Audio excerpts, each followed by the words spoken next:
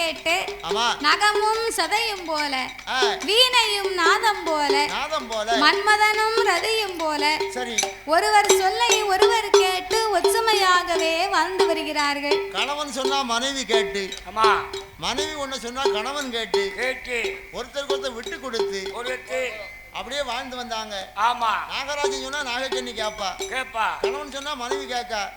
எங்க வீட்டுல எடுத்துக்கிட்டீங்கன்னா என் பொண்டாட்டி நான் எதை சொன்னாலும் கேட்க மாட்டேக்கா. உன் பேச்சையே கேட்கலன்னா வேற யாரையா மதிக்க போற? என் தம்பி எதை சொன்னாலும் கேட்கா.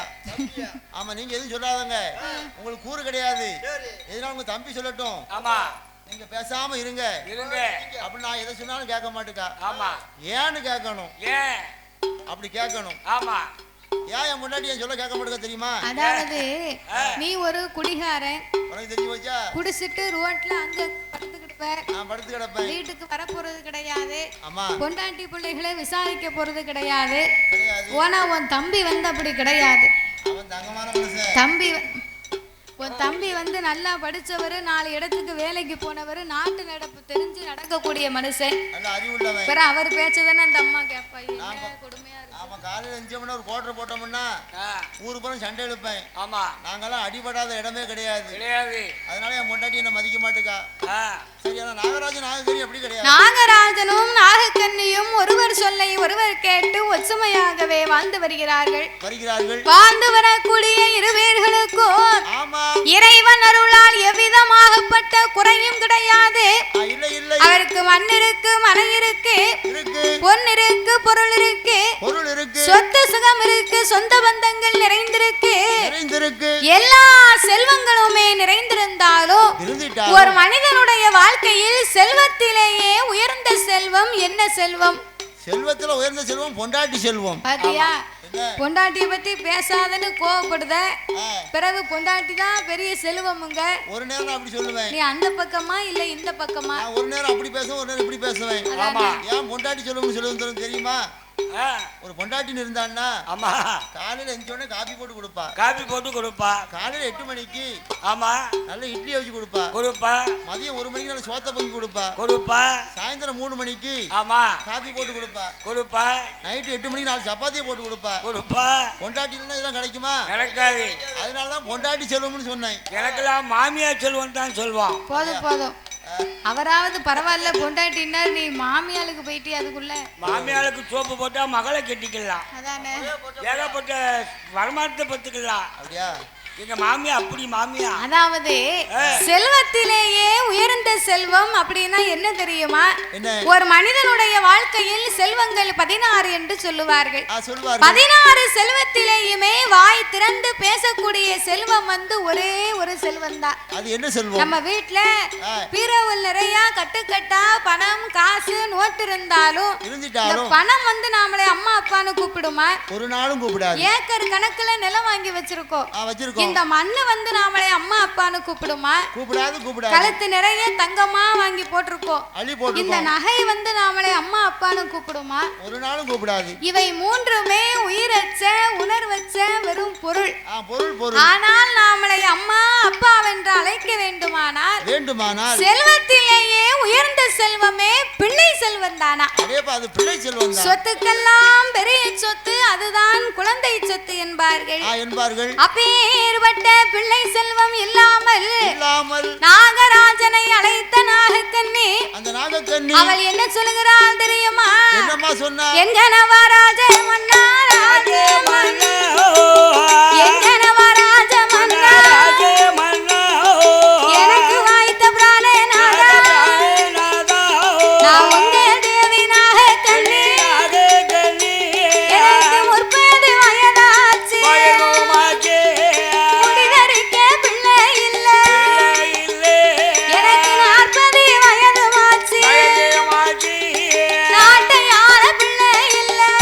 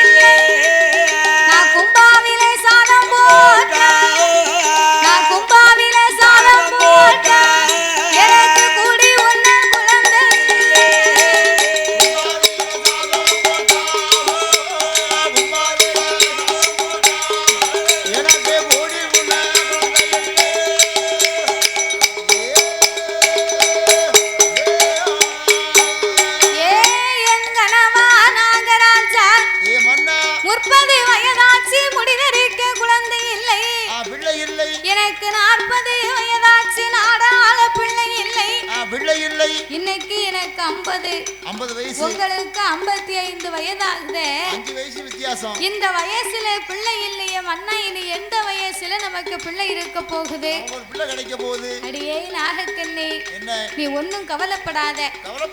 ஆண்டவன் அருள் இருந்தால் 60 கப்பாலும் பிள்ளை உண்டு. ஈசனுடைய அருள் இருந்தால் 70 கப்பாலும் நமக்கு ஏண்டும் பிள்ளை இருக்குண்டு. உங்களுக்கு கொஞ்சமாவது கூறு இருக்கா? ஏன் என்ன ஆச்சு? 70 வயசுக்கு அப்புறம் நம்ம குழந்தை பெத்தெடுத்து வளர்த்து ஆளாக்கி ஒருத்த கையில எப்படி பிடிச்சு கொடுக்க முடியும்? 70வது வயதிலே குழந்தை பிறப்பதனால எந்த தவறும் இல்லை. ஒருவேளை 60-70 வயசுல குழந்தை பிறக்குன்னு வைங்க, சரி 70வது வயதுல இந்த அம்மா பிள்ளைய பெற்று எடுத்தா பிள்ளை தொட்டில்ல இருக்கும், இந்த கிழவி கட்டில்ல இருப்பா. இந்த அம்மாவுக்கு அப்படி ஒரு வேலையா போச்சுன்னா, இந்த ஐயாவுக்கு நான் பெத்த பிள்ளைன்னு ஆசையா கையில எடுத்து கடை தெருவுக்கு போனாருன்னா தெருவுல உள்ளவே வேணும்னே கேட்பான். என்ன கேட்பான்? வேணும்னே. அந்த ஐயாவுக்கு தூக்க வருது, அவர் தூங்கட்டுமே. ஐயோ, அவ மேலுக்கு எப்படி வருது யாருக்கு தெரியும்? ஆமா, நானும் பார்த்தேன். சரி இப்ப முடிச்சிருவாவோ, கொஞ்ச நேரத்துல முடிச்சிருவாவோன்னு பார்த்தேன். நீங்க சரியான நேரத்துல எழுப்பி விட்டுருக்கீங்க. நான் நினைச்சேன் அவ மீசை இருக்கத பார்த்தா விடிய விடிய இன்னைக்கு அண்ணாச்சி எந்திரிக்க மாட்டாரு.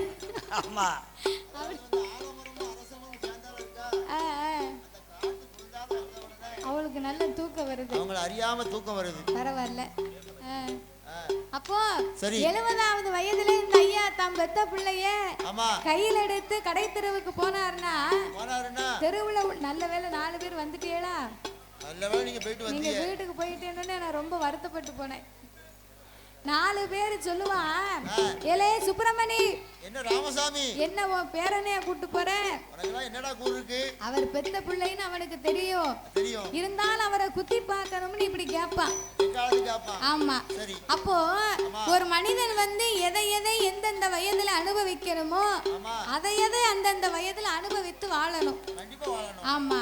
அது போல இந்த நாகராஜனுக்கும் நாகக்கன்னிக்கும் 12 வருடங்களாக ஏந்தும் குழந்தை இல்லாத காரணத்தால் இந்த நாகக்கன்னி இன்னும் என்ன சொல்லுகிறாள் தெரியுமா? எங்க நவராஜ மன்னா, எங்க நவராஜ மன்னா, எனக்கு வைத்த பிராணனா இது நாளை இதுவரைக்கும் என்ன மன்னா பாவம் செய் அவை அடித்தேனோ அறக்கொடுமை செய்தேனோ கைத்தாரோட அடைக்கலத்தை கயிறறிய செய்தேனோ ஓட்ட நாளி வழக்கா உண்டு போட்ட அந்த தோசை உண்டு பிச்சைக்கு வந்தவரே பிறகு வர சொன்னேன் அன்னம் என்று வந்தவர் அடுத்து வர சொன்னேனோ தாயில்லா பிள்ளையத்தா தாயில்லாத பிள்ளையத்தா ஓங்கி தலையடில் அடித்தேனோ தாயில்லாத பிள்ளையத்தா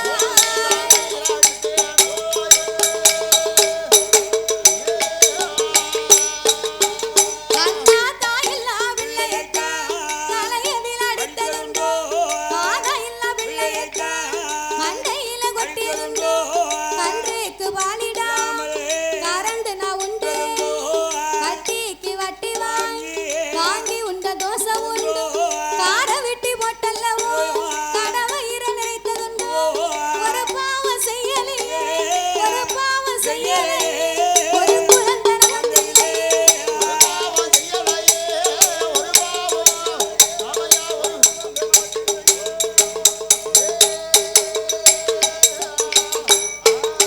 மன்னவா சேலிலே ஒரு மரமா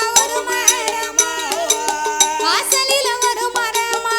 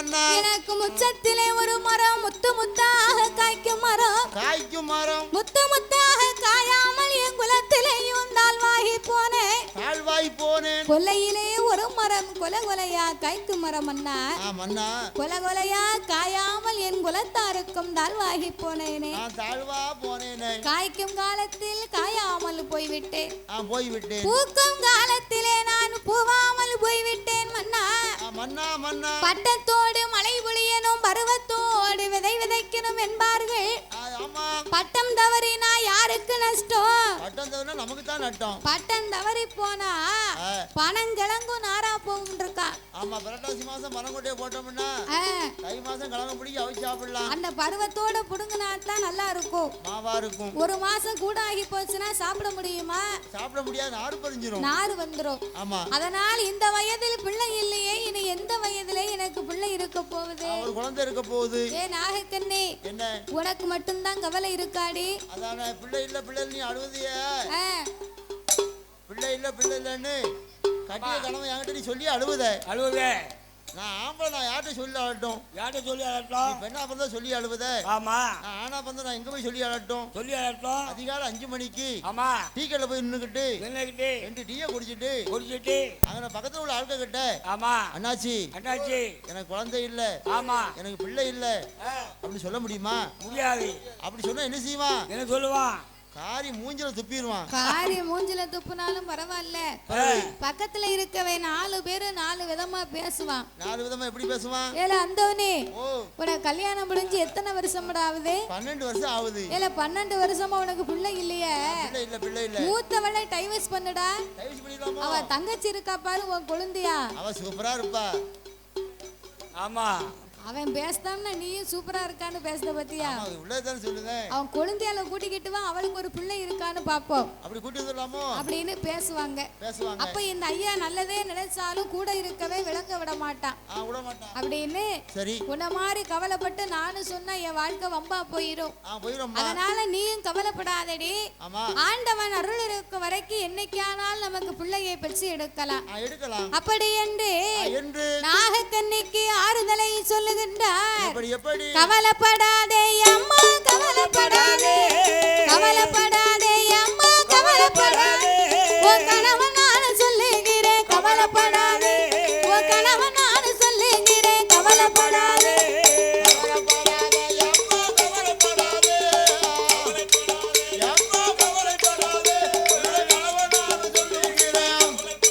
உன்னுடைய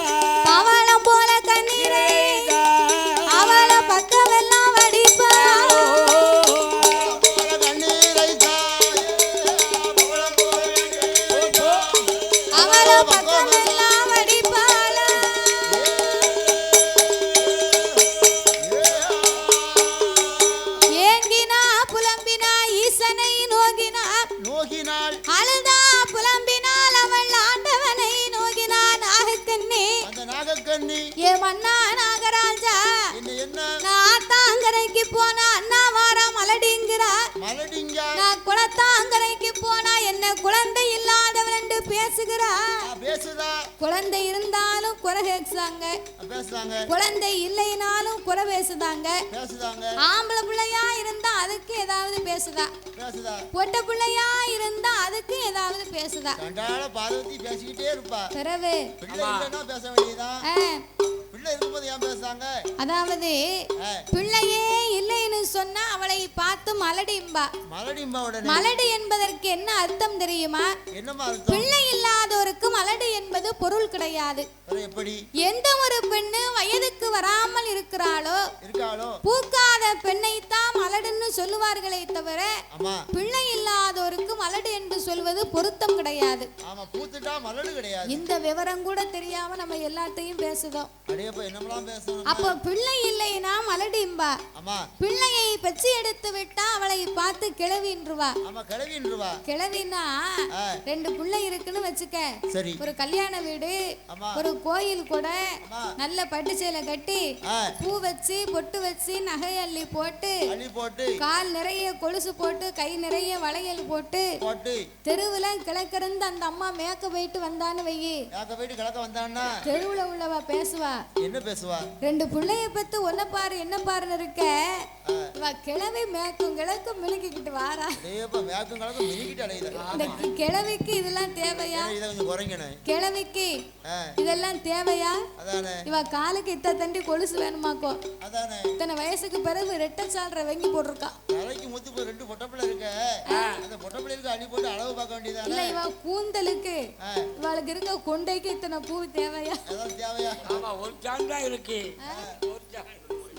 செல்லம் அவளுக்கு சென்னையை விட்டு தாண்டல 4 மடிப்புல தொங்க விட்டுருக்கா பூவு. இந்த பிள்ளைகளுக்கு வச்சு பாப்பானா கிழவி வா போட்டுக்கிட்டு அலையுதால அப்படின்னு தெருவுள்ள உள்ளவா பொம்பளைய பூரா பேசுவா. சரி, அது ஒரு பக்கம் இருக்கட்டும். தாய்மார்களுக்கு ஒரு கேள்வி. என்ன கேள்வி? ஒரு பெண்ணுக்கு எதிரி என்பது யார்? சத்தமா சொல்லுங்க. சக்காலத்தி. பெண்ணுக்கு யாரு எதிரிங்க? சக்காலத்தி. நான் எத்தனையோ ஊருக்கு போயிருக்கேன், எத்தனையோ கோயில்ல பாட்டு படிச்சிருக்கேன், எத்தனை போற ஊருக்கெல்லாம் இந்த கேள்வியை கேட்டிருக்கோம். ஆனா இப்படி ஒரு பதில் எங்கேயும் கேள்விப்படல. நாகலாபுரத்தை மறக்க முடியாது.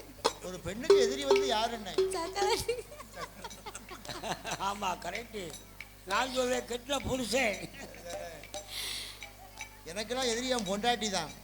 ஆமா, எனக்கு நீ மாத்தி மாத்தி பேசுவோம், நம்ப மாட்டோம் நாங்க. ஏன்னு கேட்கணும். எதுக்கு? என் குழந்தைய விட்டு போறோம்னு சொல்லிக்கிட்டு இருக்கேன், என் பொண்டாட்டி என்ன விட மாட்டேங்க. ஆமா, உனக்கு வெத்தலை பாக்கு வச்சு அனுப்பி வைப்பா.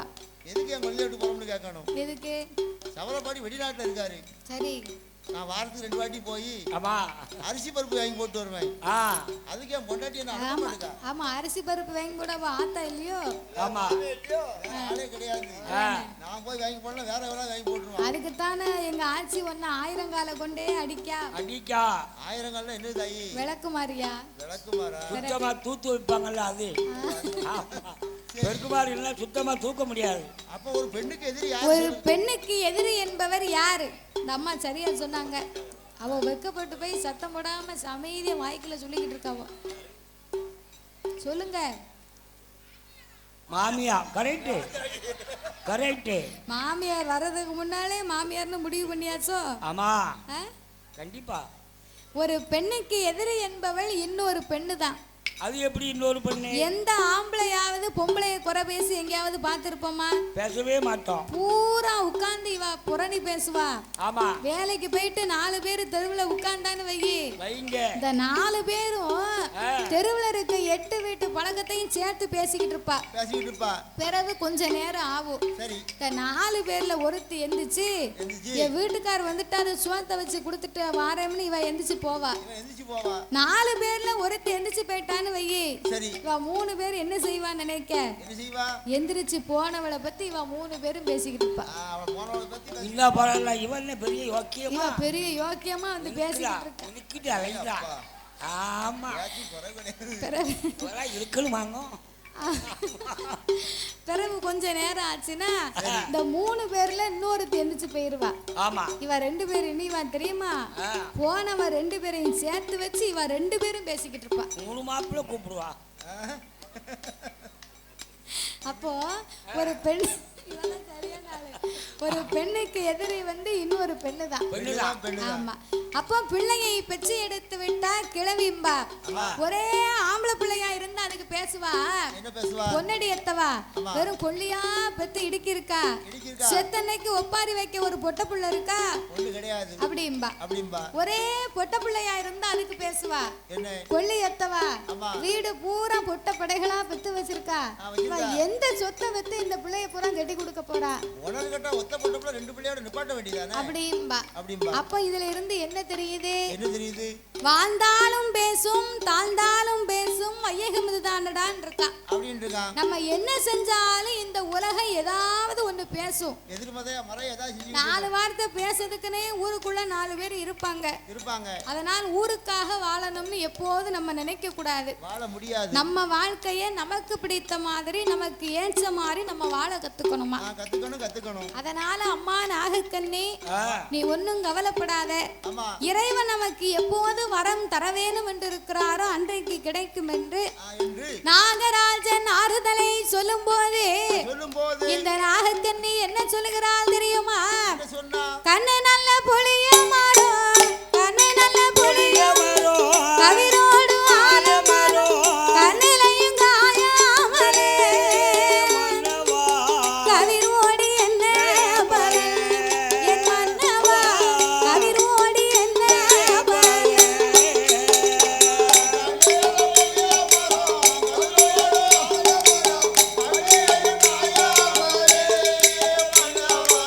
கவிரோடி என்ன பலன் கவிரோடி என்ன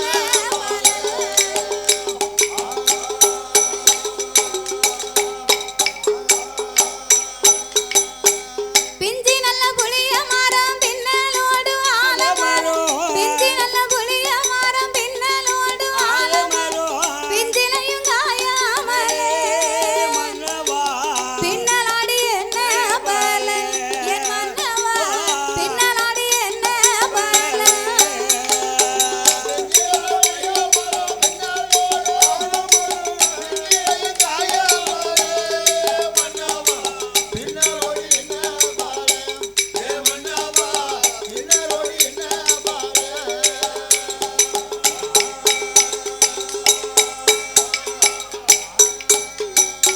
கரத்து நல்ல புளிய மரம் தளிர்வோடு ஆலமரம், கரத்து புளிய மரம் தளிர்வோடு ஆலமரம், கரத்திலையும் காயாமலே தளிர்வோடி என்ன பலன் என் மன்னவா, தளிர்வோடி என்ன பலன்.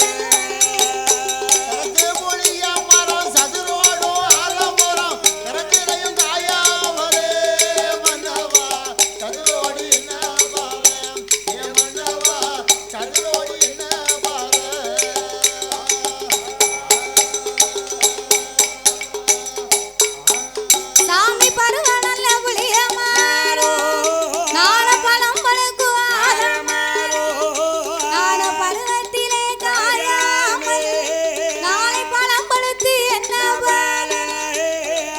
ஏ என் கனவா ராஜமன்னா, நான் பிஞ்சி புளிய மரம் பின்னலோடு ஆலமரம், பிஞ்சிலேயும் காயாமல் பின்னலாடி என்ன பலன் இருக்கு.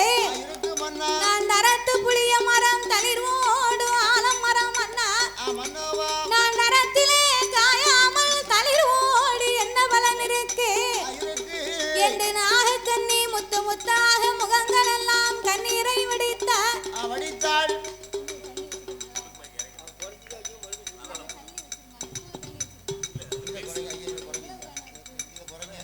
அதனாலேயே மன்னா நாகராஜா எனக்கு பிள்ளை இல்லாத சாதம் புழுவாய் தோணுது, மதலை இல்லாத சாதம் மருந்தாய் தோணுது, குழந்தை இல்லாத சாதம் தாய்மார்களுக்கு குப்பையா தோணுமா.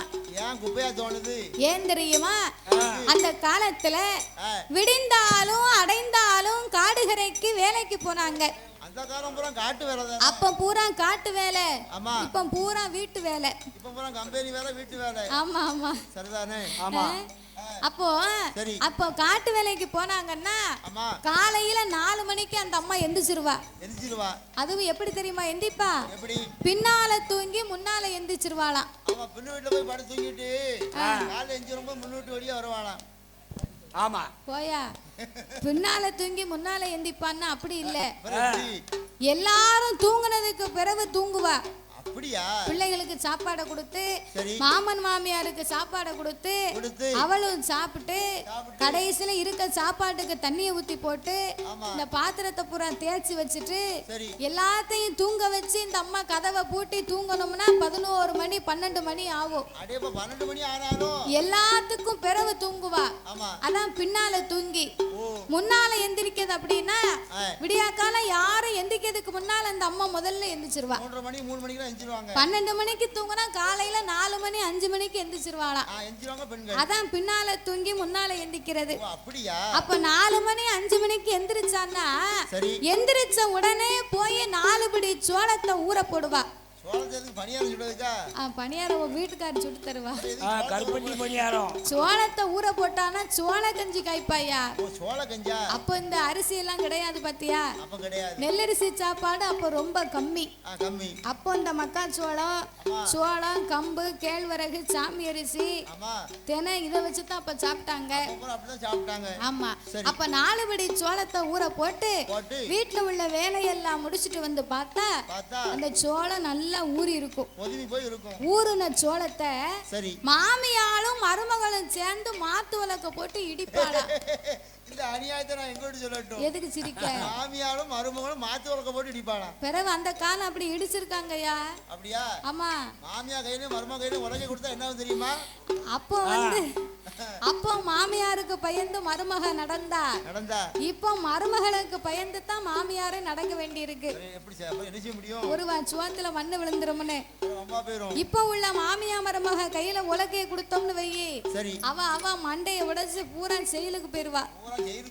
இவ்வளவு கூட்டம் இருக்க, இவ்வளவு கூட்டத்துல யாராவது மாமியாரும் மருமகனும் பக்கத்துல இருக்கும்னு கையை தூக்க சொல்லு பாப்போம். மாமியால யாராவது ஒண்ணா கூட்டி உட்கார முடியுமா?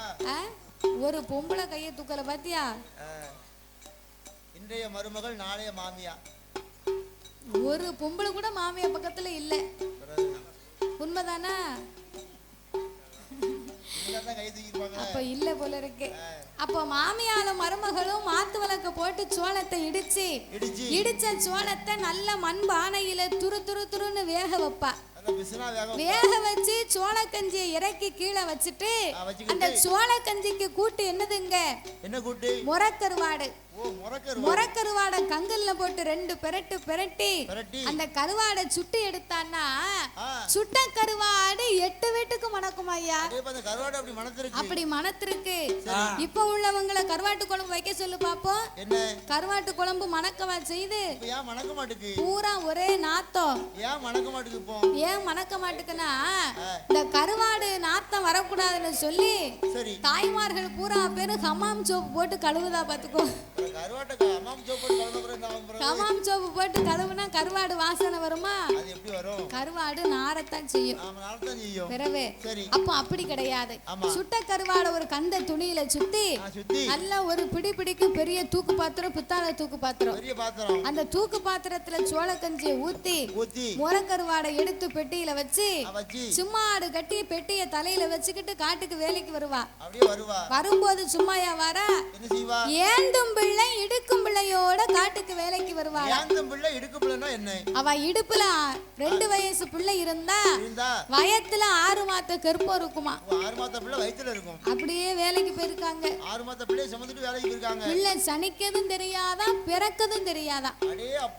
அப்படி இருந்திருக்காங்க. அப்போ இப்ப என்னைக்கு பிள்ளை சனிக்குன்னு டாக்டர் சொல்லுதாரோ அன்னையில இருந்து ஒரே பெட் ரெஸ்ட் தான் அந்த அம்மாவுக்கு. பெட் ரெஸ்ட்னா கட்டில விட்டு கீழே இறங்க கூடாதுன்னு இருக்காரு டாக்டர். கட்டில விட்டு கீழே இறங்க கூடாது, ஒரு முட்டைய கூட தூக்க கூடாது. அது உங்க வீட்டுக்காரமா தானே? ஆமா. கிட்ட வருமியா? என் பொண்டாட்டி சந்தேகமா இருக்கோ? அவன் டாக்டர் கேட்பாரு, கிட்ட வருமியா? வந்தமையா. பொண்டாட்டி ரொம்ப வீக்கா இருக்காங்க, பத்திரமா பாத்துக்கோறோம். அப்படியா? ஒரு சின்ன முட்டையை கூட தூக்க கூடாது, முட்டையை கூட எச்சரிக்கையா பாத்துக்கணும். ஆம்பேட்டி எப்படி போடுவா? ஆம்பேட்டி. அப்போ இந்த டாக்டர் அப்படி சொல்லி இருப்பாரு. இப்ப உள்ள தாய்மார்கள் அப்படி இருக்காங்க. ஆனா அந்த காலத்துல குழந்தை சனிக்கதும் தெரியாதான், பிறக்கதும் தெரியாதான். 5 பிள்ளை பத்தாலும் அடுத்த வீட்டு தெரியாது, 10 பிள்ளை பத்தாலும் பக்கத்து வீட்டு தெரியாது. என் பொண்டாட்டி 8 பிள்ளை பத்தா எனக்கே தெரியாது. ரொம்ப நல்லது. வெளிநாட்டுல இருந்தா உன் கதையை வெளியே சொல்லாத, கேவலம்.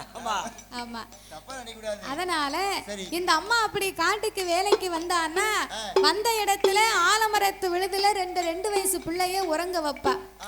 உறங்க வச்சுட்டு மத்தியானம் 2 மணி வரைக்கும் நல்லா வேலை பார்ப்பா.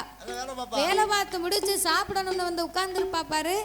இந்த சோளக்கஞ்சி தூக்கு பாத்திரத்தை துறந்தா அந்த சோளக்கஞ்சி கம கம கம கமன்னு மணக்குமா. ஆமா, அந்த சோளக்கஞ்சி எடுத்து வச்சு தொட்டில இருக்க பிள்ளைய தூக்கி முன்னால வச்சு அந்த பிள்ளைக்கு பசிக்கும் பாத்தியா, அந்த பிள்ளைக்கு சாப்பாடு கொடுக்கணும்னு தூக்கு பாத்திரத்து மூடியில சோளக்கஞ்சியை ஊத்தி கொடுத்துருப்பா. அந்த பிள்ளை இருக்க அழக பார்த்தேன்னா தலை முடி வெட்டி இருக்க மாட்டான், மேல போடுறதுக்கு மேல் சட்டை கிடையாது, வயிறு முன்ன தள்ளி பிட்டி பின்ன தள்ளி கொட்டாம்பட்டி கணக்கா இருப்பான். பார்த்துக்கோ, சவள பிள்ளை. சவள பிள்ளை அந்த அம்மா எடுக்க மாட்டா. கால 2ஐயும் முன்னால நீட்டி ஒரே ஒரு டவுசர் போட்டிருப்பான் அறையில. அந்த டவுசரும் காக்கி டவுசரு. அந்த காக்கி டவுசர்ல ஒரு 24 ஓட்டை இருக்கும் பாத்துக்கோ. அந்த டவுசரையும் போட்டுக்கிட்டு அந்த டவுசருக்கு பேரு ஏசி டவுசர். ஆமா, காத்து போறோம் பாத்தியா. அந்த டவுசரையும் போட்டுக்கிட்டு இந்த பிள்ளை முன்னால காலை நீட்டி உட்கார்ந்து இருந்தாம்னா முன்னால மூக்கு 11 வடியும். சோளக்கஞ்சிய ஒரு குடி குடிப்பா, முறை கருவாட ஒரு கடி கடிப்பா, முன்னால வார மூக்க ஒரு உரி உரிவா. இந்த சோள கஞ்சிக்கும் உப்பு கருவாட்டுக்கும் முன்னால வர மூக்குக்கும் எப்படி இருக்கும்? அந்த பிள்ளை அவ்வளவு அழகா சாப்பிடுவான். அப்ப அந்த அம்மா சொல்லுவாளா, ஏ என்ன பத்த ஐயா, ஏ நான் பத்த தங்கம், என் பிள்ளை சாப்பிடுறது அழக பார்த்தா என்னமா இருக்கு அப்படின்னு அந்த பிள்ளைய மடியில தூக்கி வச்சுக்கிடுவாளா.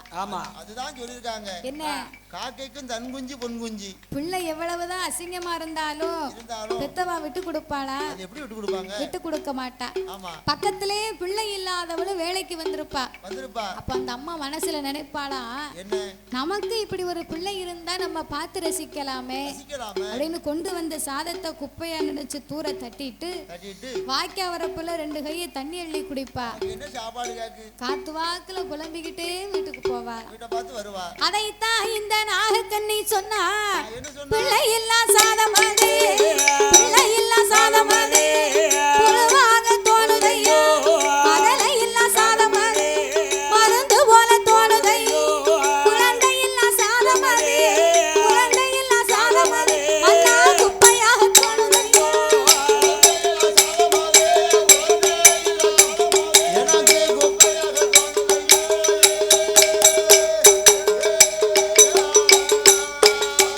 சாமி எங்க நவராஜமன்னா, எங்க நவராஜமன்னா, எனக்கு வாய்த்த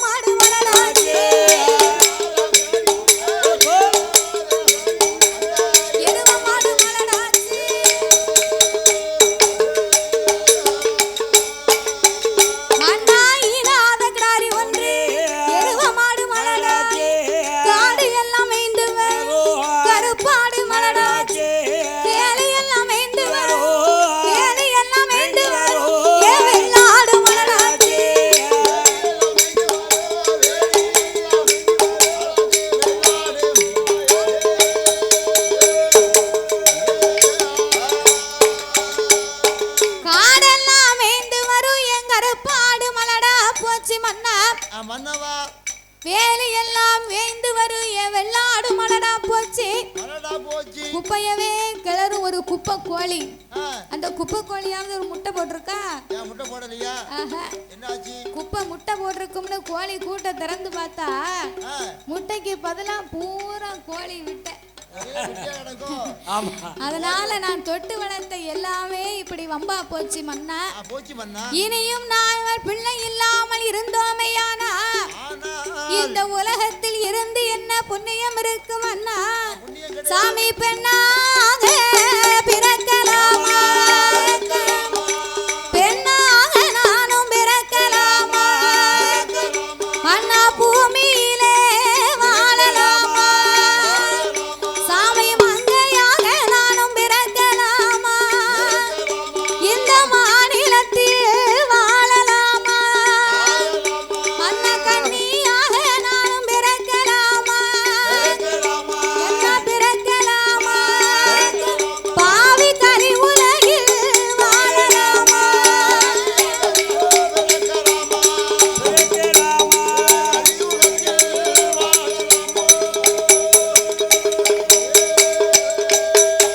சாமி இதனால இதுவரைக்கும்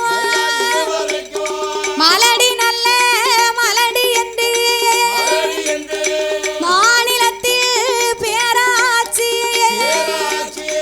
இருசி நல்ல இருசி என்று எனத்தாரெல்லாம் பேசலாச்சு. நான் பிள்ளை ஒன்று இல்லாமல் நான் இருந்தாலும் இழப்பமையா இழப்பமையா. இருசி இறந்து போனாலும் குற்றம் இல்லை.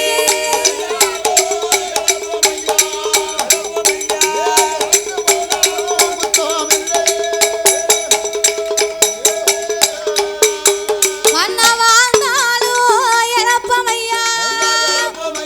நாம் ஆண்டு போனாலும் குற்றம் இல்லை.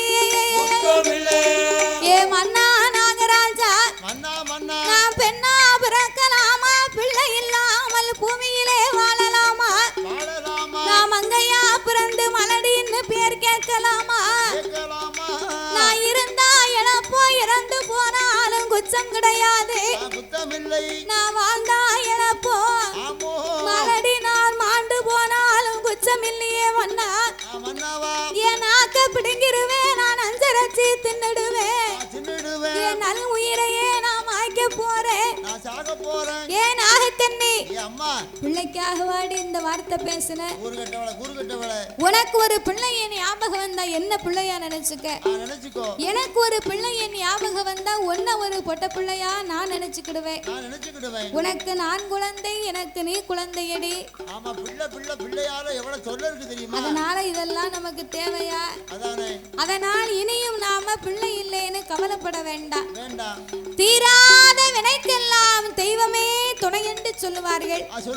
நம்மள மாதிரி திக்கச்சவங்களுக்கெல்லாம் இந்த காளியம்மா தான் துணை இருப்பா. கடவுளை நம்பினோர் கைவிடப்படார், நம்பினோர் கெடுவதில்லை, அது 4 மறை தீர்ப்பு என்பார்கள். மனிதர்களை நம்புவதை பார்க்கலும் தெய்வத்தை நாடுவதே சிறந்ததா. இந்த மனுஷங்க கிட்ட நம்ம போய் நம்ம கவலைய சொன்னோம்னு வைங்க, நம்ம கிட்ட ஆமா ஆமா அப்படிம்பா. போனதுக்கு பிறகு இவனுக்கு இது வேணும், இதுக்கு மேல வேணும் அப்படிம்பா. பொம்பளையா இருந்தா கண்டா காமாட்சிம்பா, காங்கலன்னா மீனாட்சின்றவா. கண்ணு முன்னால காமாட்சி, அங்கிட்டாம போன பிறகு மீனாட்சிம்பா. அப்போ மனிதர்களை நம்புவதை பார்க்கலும் தெய்வத்தை நாடுவதே சிறந்ததா. தெய்வத்துக்கு தான் நம்மளுடைய உடல் நிலைமை தெரியும், நம்ம மன கஷ்டம் தெரியும், நம்ம குடும்ப சூழ்நிலை தெரியும். மத்த மனுஷனுக்கு தெரியுமா? தெரியாது. மனுஷனுக்கு தெரியாது. மனுஷங்கிட்ட சொன்னோம்னா நல்லா திடகாத்திரமா இருக்கவங்கிட்ட போய் தம்பி எனக்கு காய்ச்சல் அடிக்கிற உடம்பு சரியில்லை 10 நாளாவே காய்ச்சல் அடிச்சுட்டு இருக்கு, உடம்பு சரியில்லைன்னு சொன்னோம்னா அப்படியே மூஞ்ச பாப்பான். கொஞ்சம் தூரம் போய் சிரிச்சிட்டு போவான். நோய் உள்ளவங்கிட்ட போய் நம்ம நோய் இருக்குன்னு சொன்னா தான் நம்புவான். நல்லா இருக்கவங்கிட்ட போய் எனக்கு நல்லா இல்லைன்னு சொன்னா அது எப்படி இவனுக்கு அப்படி வரும்னு நினைச்சு பாப்பான், நம்ப மாட்டான். அதனால இனியும் நாமளுக்கு குழந்தை வேணுமானால் இறைவனாகிய சிவனை எண்ணி தவம் இருக்க வேண்டும் என்று நாகராஜனும் நாகக்கண்ணியும் எப்படி தவம் இருக்க வருகிறார்கள். வெள்ளி சமா தலை முழுகி வெள்ளி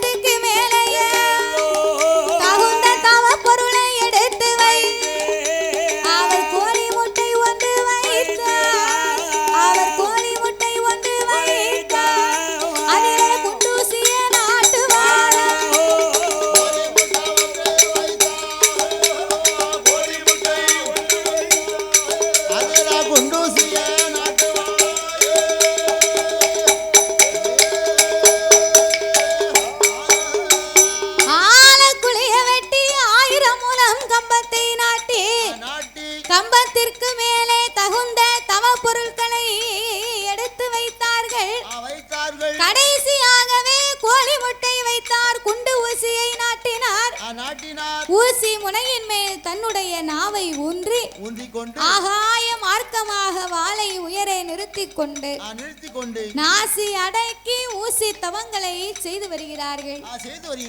ஒரு நாள் தவம் இருந்தாரா? ஒரு வாரங்கள் தவம் இருந்தாரா? கிடையாது. நாட்கள் பல வாரங்களாக, வாரங்கள் பல மாதங்களாக, மாதங்கள் பல வருடங்களாக உண்ணாமல் உறங்காமல் உடையவள் திருப்புகழை மறக்காமல் அன்னம் தண்ணி அருந்தாமல் ஆண்டவள் திருப்புகழை மறக்காமல் அரகரா சிவ சிவா அண்ணாமலை நாதா என் உண்ணாமலை பாதகா அநாதை ரட்சகா என் ஆபத்து கூடையோனே ஈசா இறைவா வென்று இறைவனின் நாமங்களை உச்சரித்து 6 வருடங்களாகவே தவம் இருந்தார்கள். இந்த வருஷம் ஆண்டவை வருவார், இல்ல அடுத்த வருஷம் ஆண்டவை வருவார் அப்படின்னு எதிர்பார்த்து 12 வருஷமும் முடிஞ்சு போச்சு.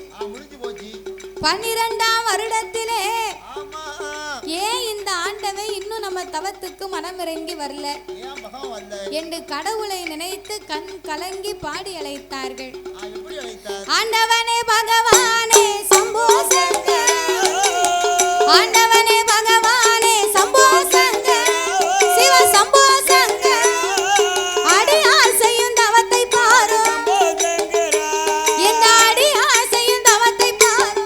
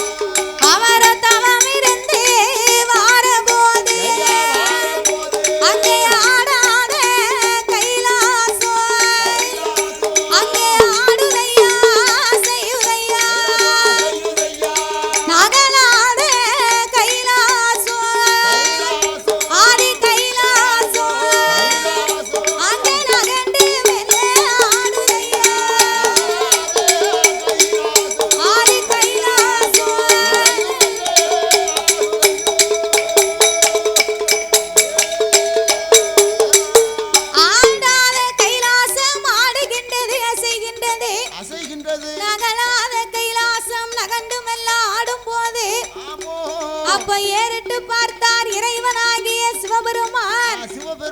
ஒரு நாளும் இல்லா திருநாளாக இந்த கைலாசம் அசையக்கூடிய காரணம் என்ன? ஒருவேளை கைலாசத்துல ஆணி வேற வந்திருக்குமா? அப்படின்னா அடியோட சாஞ்சிரும். அப்ப பகவேறு மட்டும் இருக்குமா? நாகராஜன் நாகக்கண்ணியின் தவமாக பெற்றது முக்தி வச்சு கைலேங்கிரி மலையே அப்படியே ஆடுகின்றது.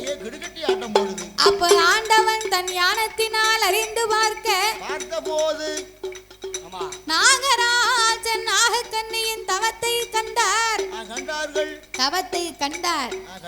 கண்டும் காணாதவரை போல இந்த செல்வத்தில் இவருக்கு பிள்ளை இல்லைன்னு இறைவனுக்கு தெரியும். பகவானுக்கு தெரியும். அப்போ கண்டும் காணாதவரை போல ஆண்டவன் கலி உலகம் எல்லாம் படியிறக்க வந்தார். பார்வதி படியரிசி எடுத்து கொடுத்தா. பேசாம இருக்க வேண்டியதானே. அன்னைக்கு பார்க்க பார்வதிக்கு ஒரு ஆசை.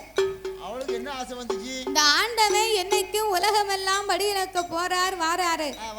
நம்ம பார்வதி ஒத்தையில தானே உட்கார்ந்து இருக்கிறோம், கைலாசத்துல இருக்கோம். அதனால இன்றைக்கு சிவனோடு சென்று இவர் படியிழப்ப என்னன்னு நம்ம பார்த்துட்டு வந்தா என்ன? அழகா பார்த்து வரலாம். ஆண்டவா, உலகமெல்லாம் நீங்க படியிழக்க போனீங்கன்னா நான் பார்வதி கைலாசத்துல ஒத்தையிலேயே உட்கார்ந்து இருக்கிறேன். எனக்கு நேரம் போகல, பேச்சு துணைக்கு ஆள் இல்ல. அதனால இன்னைக்கு நானும் உங்க கூட வாரேன். பார்வதி, எல்லா இடத்துக்கும் உன்னை கூட்டிக்கிட்டு போக முடியுமா? அது எப்படி கூட்டு போக முடியும்? படியளக்கும் இடத்துக்கு உன்னை அழைத்து செல்வதனால எனக்கு ஒண்ணும் இல்ல. ஆனாலும் உலகத்தை ஒரு விதமாக படைத்தேன், உலக மக்களை நான் பலவிதமாகவே படைத்திருக்கிறேன். பார்வதி, ஒருவரை கூனாக படைத்திருப்பேன், இன்னும் ஒருவரை குருடாக படைத்திருப்பேன். கூன், குருடு, செவிடு, பேடு, நொண்டி, மூக்கரை. குழந்தை உள்ளவர்கள், குழந்தையே இல்லாத பேர்கள். ஒரு ஆளுக்கு உலகத்தில் யாருக்கும் இல்லாத பெரிய செல்வாக்கு கொடுத்திருப்பேன். ஆனா அவர்களுக்கு ஒரு குழந்தை செல்வம் இருக்காது. இன்னும் ஒருவருக்கு குடிப்பதற்கு உப்பில்லாத கூழ் இருக்காது. அவங்களுக்கு ஒரு கோட்டை பொட்ட புள்ள கொடுத்திருப்பேன். 21. அப்போ காக்கோட்டை, அரைக்கோட்டை, முக்கா கோட்டைன்னு இவரெல்லாம் முழு கோட்டின்னு பெற்றிருக்காங்க. எங்க வீட்டுல நான் 27வது பிறந்தேன். 27. ஏ ஐயா, ஆமா, நல்ல வேலை. உன்னையோட நிப்பாட்டி இருக்காங்க. அம்மாவும் அப்பாவும் பெரிய ஸ்ட்ராங்கா உள்ள ஆளு.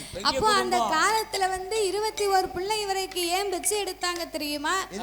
பிள்ளைகளை தான் பெரிய சொத்தா நினைச்சாங்களாம். எப்படி? 10 பிள்ளை இருந்தா அவங்களுக்கு ஒரு பெருமை. மக்களை பெற்ற மகராசி, பிள்ளைய பெற்ற புண்ணியவதி அப்படின்னு தாய்மார்கள் அப்ப பேர் வாங்கியிருக்காங்க. அவளுக்கு என்ன 10 பிள்ளை இருக்கு, மகராசியா இருக்கா அப்படின்னு சொல்லியிருக்காங்கல்ல. இப்போ அப்படியா? இப்போ 1க்கு 2, ஒவ்வொருத்தரியத்துக்கு 3வது.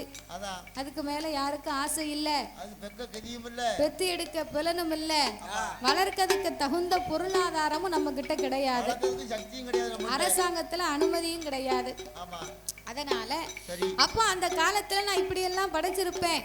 நீ பெண்ணா பிறந்தவா, ஏழை மனம் கொண்டவா, என் கூட வந்தேன்னு வையே, அவருக்கு என்ன ஆச்சு, இவருக்கு என்ன ஆச்சு, இந்த அம்மா ஏன் இப்படி இருக்காங்க, இந்த ஐயா ஏன் இப்படி இருக்காரு அப்படின்னு வாயை வச்சுக்கிட்டு நீ சும்மா இருக்க மாட்டேன். நீ கைலாசத்துல இரு, நான் ஆண்டவன் போய் படி இழந்துட்டு இப்ப வந்துருவேன். ஆண்டவா, உங்க கூட வரும்போது நான் எதுவும் பேசக்கூடாது, அவ்வளவுதானே? படியிழந்து முடிக்க வரைக்கும் என் வாயை திறக்க மாட்டேன், மறுவார்த்தை பேச மாட்டேன்.